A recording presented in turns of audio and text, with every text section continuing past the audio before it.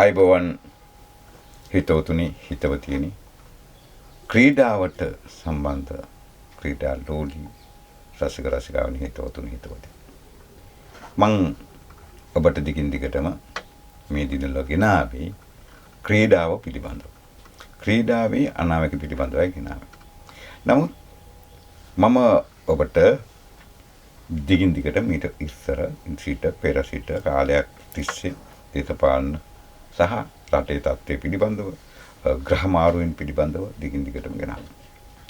දැන් මේ මොහොතේ රටේ තිබෙන්නේ වෙනස් වූ පරිසරයක් සහ ලෝකෙම එක වෙනස් වෙමින් පවතින පරිසරයක්.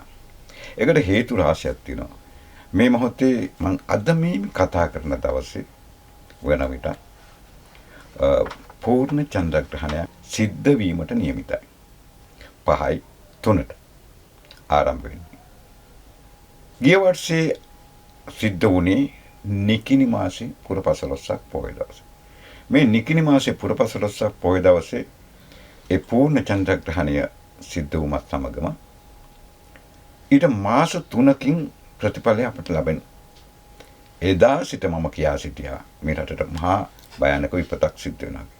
ඒ තමයි අර දිඨා කියන සුළුකුණාටුවත් සමග මේ රට විනාශයටපත් වීම. ඒක දේව ශාපයක් බවට පත් වෙනවා. මේ මාර්තු මාසයේ දක්වාම පවතිනවා කියන එකත් මම කියලා තිබ්බා. එය සනාථ කරමින් මෙන්න සිද්ධ වෙන විපත්තිකර ස්වභාවයක ආරම්භයක් තමයි සිද්ධ වෙන්නේ.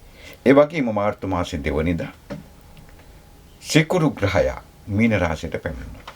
මෙන්න මේ හේතු සාධක අරගෙන මේ මුළු ලෝකෙටම එදා මම පැවසුවේ පූර්ණ චන්ද්‍රග්‍රහණය ගිය වර්ෂයේ සිද්ධ වුණු අවසාන මහා චන්ද්‍රග්‍රහණයේදී ලෝකයටම බලපාන ආකාරයක් පිළිබඳව කිව්වා. මුළු ලෝකයේම යුද්ධයක් වැනි දෙයක් හට ගන්නා බව මිනිසුන්ට පීඩාකාරී තත්ත්වයක් හට ගන්නා බව මම දිගින් දිගටම කිව්වා.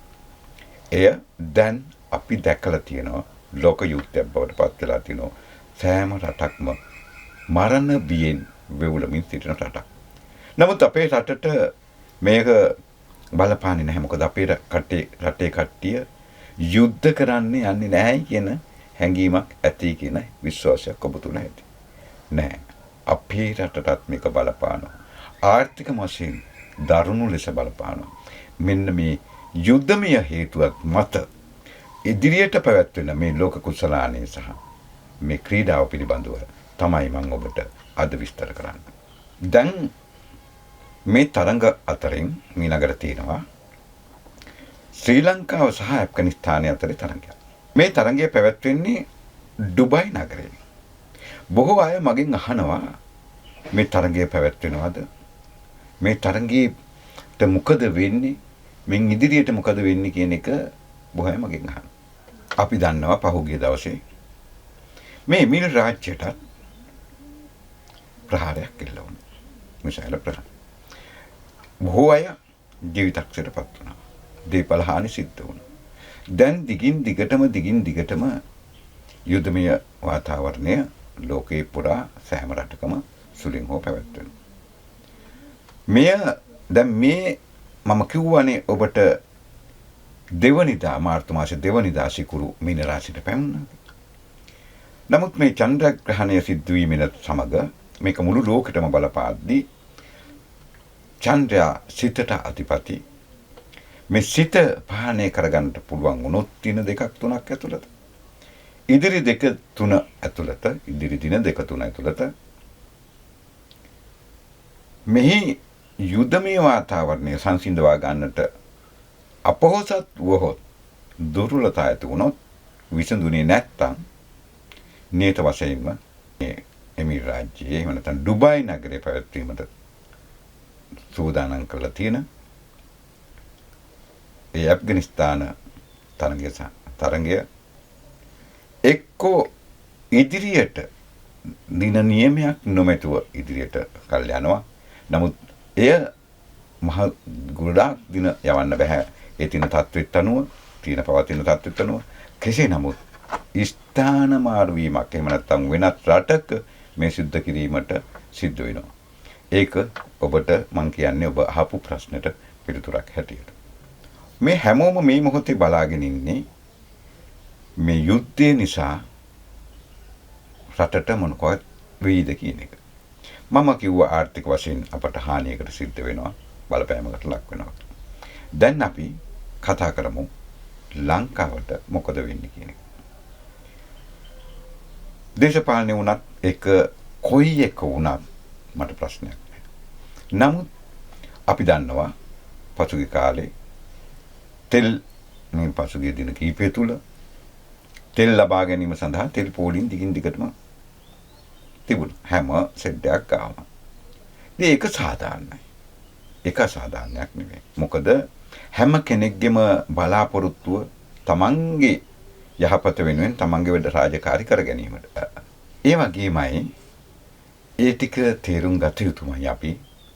ඒ සමහර මාධ්‍ය වේදීන් ඒ වගේ ස්ථාන වලට ගිහිල්ලා මොකටද තෙල් ගහන්නේ? කොබලන්න පෙන්නන්න. මොකටද ගහන්නේ? මොකටද ගහන්නේ තෙල් ගහන්නේ? මොකටද තෙල් ගහන්නේ පෙන්නන්න කියලා ආදී වශයෙන්. ඇත්තටම මට හිතුණා ඒ අය තෙල් ගහන්නේ මොකටද කියලා දන්නේ නැහැ. මම සමහර විට ඒගොල්ලෝ හිතනවා ඇති මේ බොන්න ගන්නවාද කියලා. මම නම් හිතන්නේ වාහන වලට ගහන්නේ වාහන එන්ජින් එක ක්‍රියාත්මක කරවන්න. ඉතින් ඒක නොදන්න කමටත් දන්නේ ඇහුවේ. අනාගතයේදී අපි හිතාගෙන ඉන්නවා අපි දන්නවා අපේ ලංකාවේ තෙල්ලින් නැහැ. මේ අසල්වාසී රට ඉන්දියාවේ තෙල්ලින් නැහැ. ඉන්දියාවෙන් අපි තෙල් ගෙනාවට ඉන්දියාවෙන් තෙල්ලින් නැත්තම් ඉන්දියාවට ලැබෙන ක්‍රමයකුත් ඇති. ඒ ක්‍රමයක් වැසෙනවා නැත්නම් අපට ඉන්දියාවෙන් ගේන්නත් බැරි වෙයි.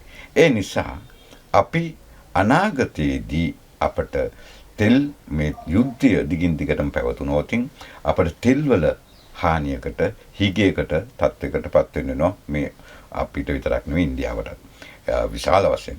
ඒ මත අපි විශේෂයෙන්ම අපේ ප්‍රවාහනය අඩු වෙනවා.